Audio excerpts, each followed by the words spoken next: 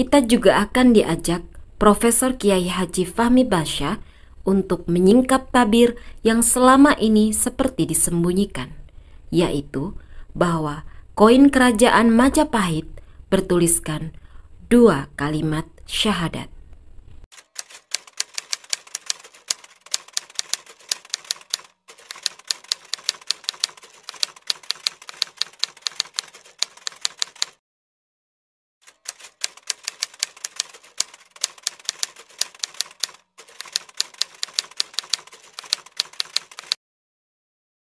Buku Kepurbakalaan Islam Nusantara adalah salah satu mahakarya dari Profesor Kiai Haji Fahmi Basya yang fenomenal dan merupakan hasil dari penelitian beliau selama 38 tahun dan masih berlangsung hingga kini. Profesor Kiai Haji Fahmi Basya adalah generasi ke-31 dari Sayyidina Husain, cucu Nabi Muhammad, yang merupakan seorang jenius, penemu, peneliti, pelopor sains Quran, dosen, dan seorang pendakwah.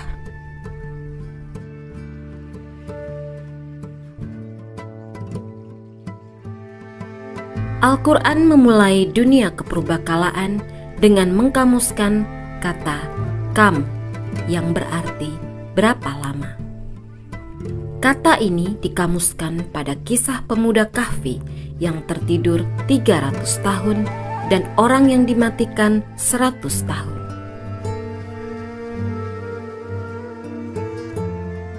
Apakah kalian percaya ada setan membangun bangunan dan menyelam?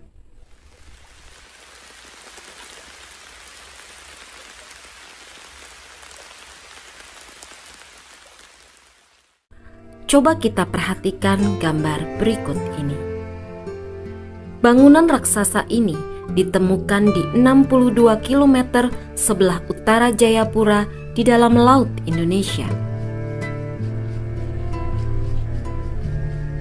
Ini adalah gambar jejak raksasa seperti bekas kendaraan atau roda raksasa yang ditemukan di dalam laut selatan Pulau Jawa. Dari sini bisa kita simpulkan kepurbakalaan Islam itu adalah kepurbakalaan modern.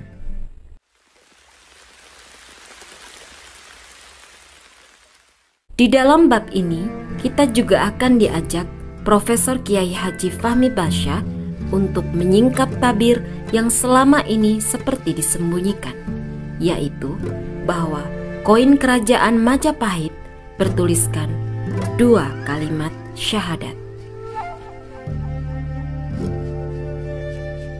Profesor Kiai Haji Fahmi Basya juga meneliti tentang letak koordinat emas Nabi Sulaiman, yang koordinatnya ditarik dari Pulau Sabah di Jepang dan Karibia dan lalu berakhir di Nusantara.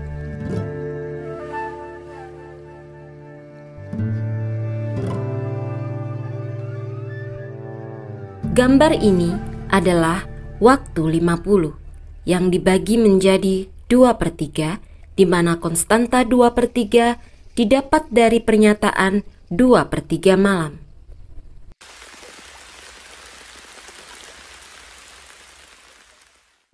Selanjutnya kita ganti angka sebelah kanan dari angka 1 dengan angka hasil penambahan dengan angka 19. Dan begitu seterusnya, kecuali jika hasilnya lebih dari 50, maka kita kurangkan dengan angka 50. Barulah hasil dari pengurangan itu yang dipakai. Ini adalah model bumi dengan waktu 50.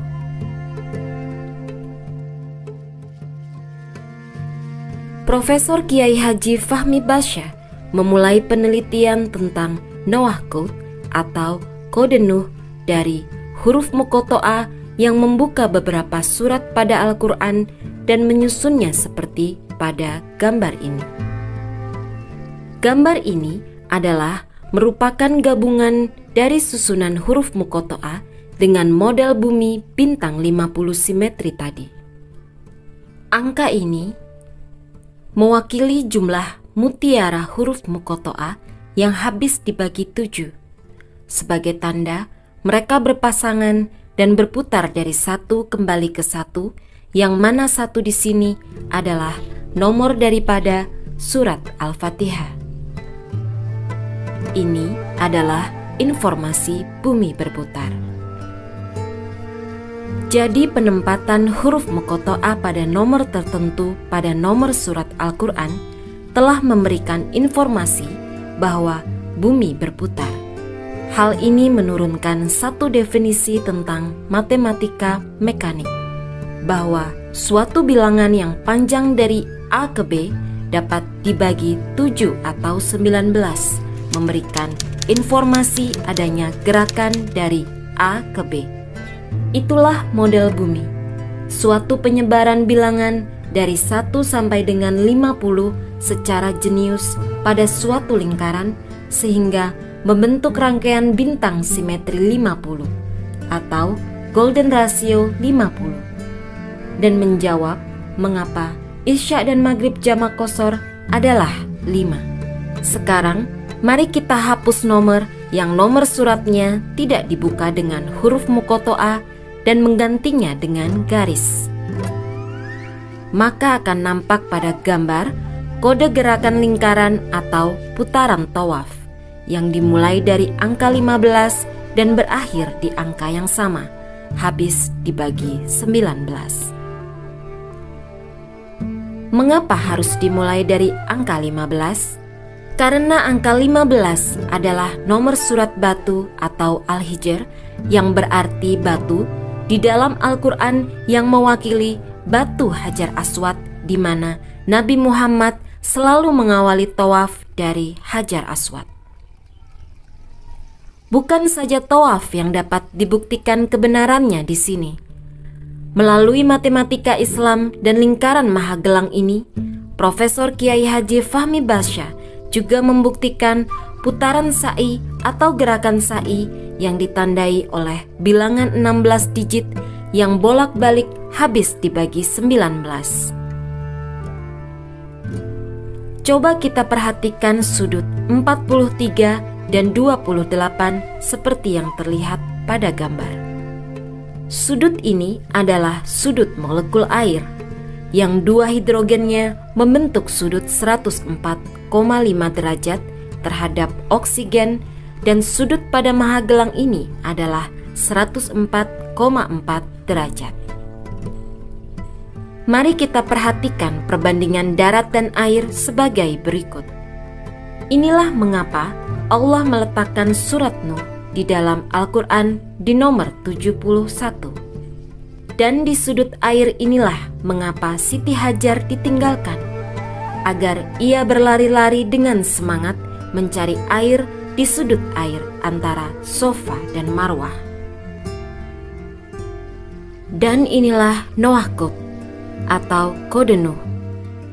Surat Nuh ada di nomor 71, ayatnya 28. Dan 71 dikurang 28 hasilnya adalah 43. Jadi kodenya adalah, dari garis pembatas sa'i didapat angka 17 yang adalah rokaat sholat 5 waktu, dan angka 11 yang adalah rokaat sholat malam yang dilakukan Nabi Muhammad di bulan selain Ramadan.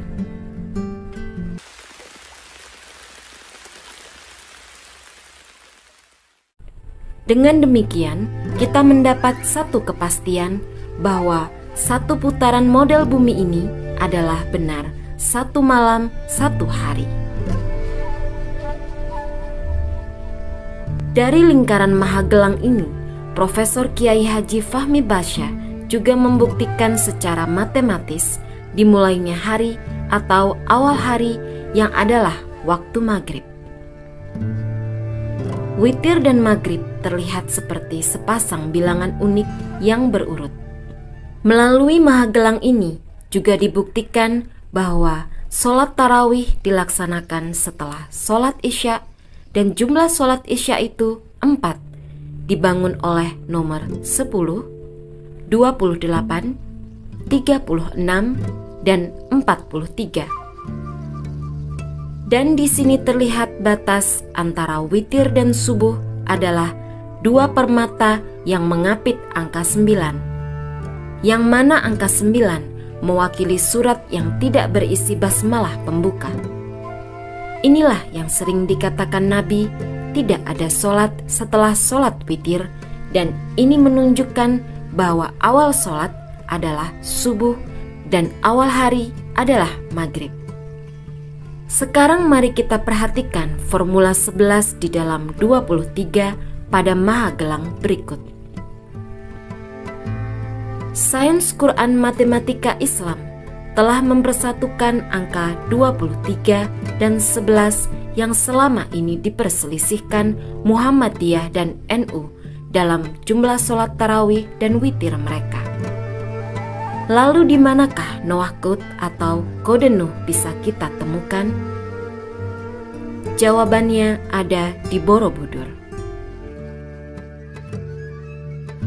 Pada bab ini, Profesor Kiai Haji Fahmi Basya mengungkapkan bahwa Borobudur sebagai peninggalan Sailendra masih dalam kategori zon atau sangka, dan ini diperkuat dengan 5 bukti. Inti dari bab ini adalah Indonesia merupakan negeri Sabak yang disebutkan di dalam Al-Quran sebagai baldatun toyibatun atau negeri yang baik.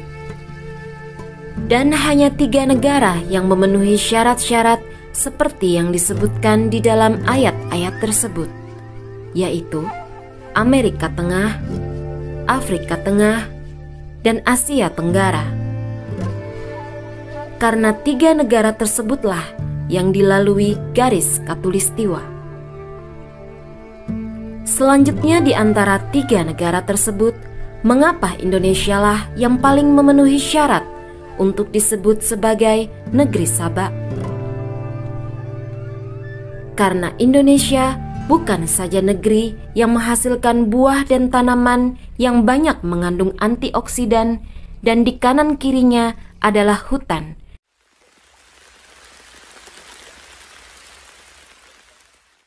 Tetapi Indonesia lah yang paling memenuhi syarat untuk disebut negeri yang subur. Karena untuk jadi subur, suatu negeri harus mempunyai banyak gunung berapi. Disinilah Indonesia menjadi satu-satunya negara yang paling memenuhi syarat untuk disebut sebagai negeri Sabak.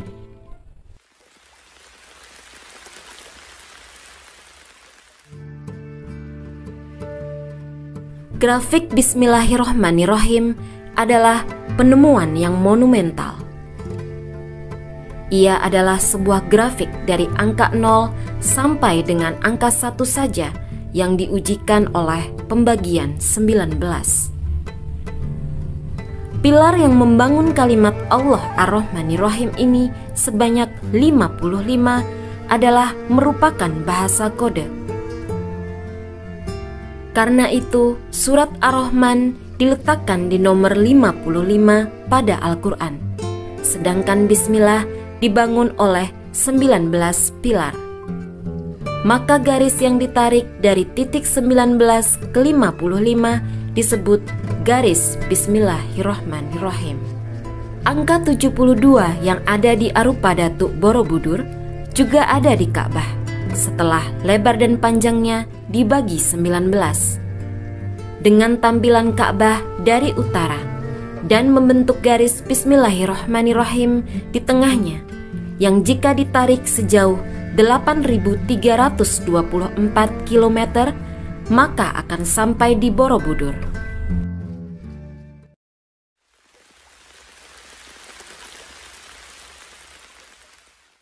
Angka 19 dan 55 juga kita temukan pada bagian tengah Arupa Datuk yang berupa 2 stupa terbuka. Itu alasan lain mengapa Ka'bah tidak persis menghadap ke utara, tetapi bergeser sedikit ke kiri.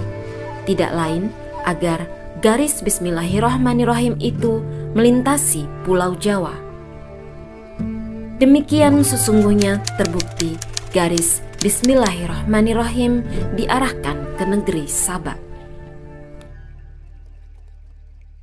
Bab ini berisikan pembuktian bahwa Borobudur adalah peninggalan Nabi Sulaiman dan bahwa Borobudur itu adalah piramida 23. Yang mana piramida 23 berasal dari piramida 19, sedang piramida 19 berasal dari gabungan piramida 286 dengan alasnya. Keduanya berasal dari balok 11 dikali 11 dikali 11 kurang 1. Ia adalah bentuk 3 dimensi dari bujur sangkar yang sisinya 11 dengan keliling 44. Bentuk bulatnya adalah lingkaran dengan keliling 44. Lingkaran dengan keliling 44 ini adalah lingkaran dengan jari-jari 7. Inilah model pertama langit 7 dalam dimensi 2. Bab ini juga berisikan pembuktian bahwa Borobudur adalah peninggalan Nabi Sulaiman pada dimensi keempat, yaitu bangunan bergerak di atas air, yang mana bagian tengah Borobudur dirancang seperti bangunan yang dihasilkan oleh tetesan air di atas air.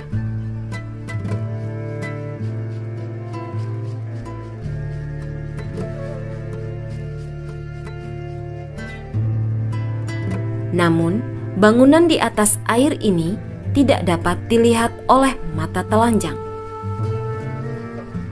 Zaman sekarang, kita bisa melihat detailnya melalui alat kamera yang mempunyai kecepatan super tinggi.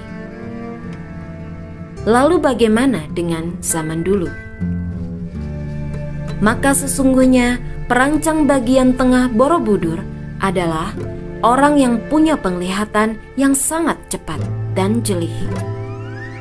Orang yang punya penglihatan seperti itu adalah Nabi Sulaiman, yang juga dikaruniai Allah pendengaran yang sangat sensitif, sehingga ia bisa mendengarkan suara semut sekalipun. Bab ini berisikan bukti bahwa Borobudur mengalami pemindahan dari lokasi Istana Ratu Boko ke lokasinya yang sekarang dengan kecepatan sebesar kecepatan suara.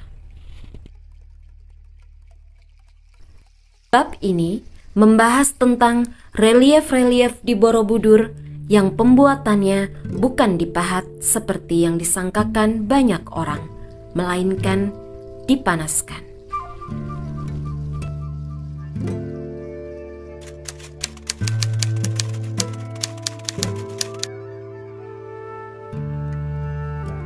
Bab terakhir ini berisikan tentang letak makom Nabi Sulaiman di Borobudur.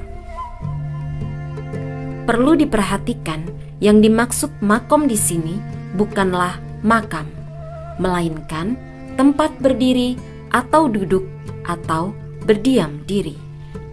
Bab ini juga menjelaskan bahwa Gilman dan Wildan di Borobudur bukanlah tamasil Buddha.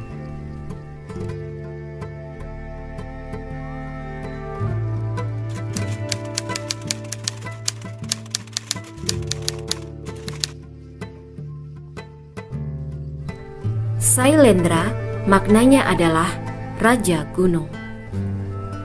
Di dalam Al-Quran, yang dapat dikatakan sebagai Raja Gunung adalah Nabi Daud, yang adalah bapak dari Nabi Sulaiman, karena gunung-gunung bertasbih bersama Nabi Daud.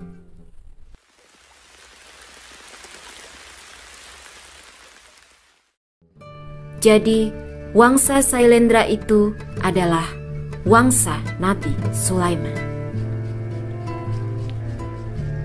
Kesimpulan resensi kali ini adalah buku Kepurbakalaan Islam Nusantara adalah buku yang sangat luar biasa, berkualitas dan sangat mencengangkan, sehingga wajib ada di deretan koleksi buku sains kalian. Sekian resensi dari saya. See you on the next episode.